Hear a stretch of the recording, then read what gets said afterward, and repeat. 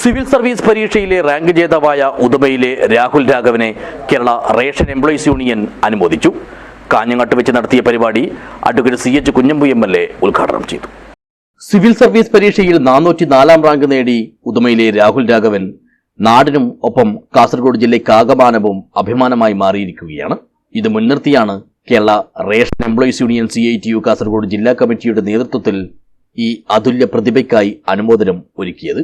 കാഞ്ഞങ്ങാട് കുന്നുമലിലെ അഴീക്കോടൻ സെന്ററിൽ വെച്ച് നടത്തിയ പരിപാടി Uduma MLA advocate CH Kunhambu ഉദ്ഘാടനം ചെയ്തു.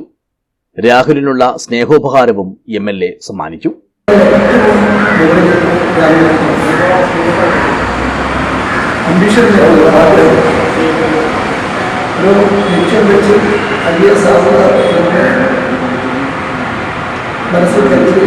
അത് പ്രാവർത്തികമാക്കാൻ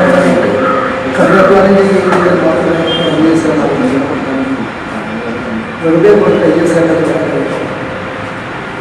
കഴിഞ്ഞ വർഷത്തോടെ രണ്ടുപേരാണ് രണ്ടും സാധാരണ KSRTC ഒരാളുമാണ് ഇത്തവണ സാധാരണയായ ഒരു രക്ഷാപ്രകാരൻ്റെ മകനുണ്ട് IAS.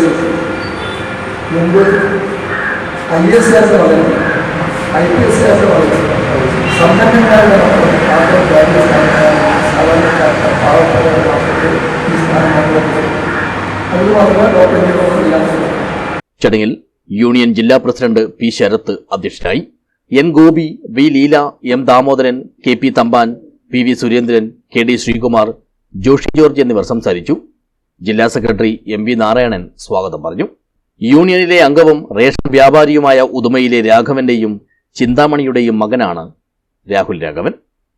News bureau, Kanhangad.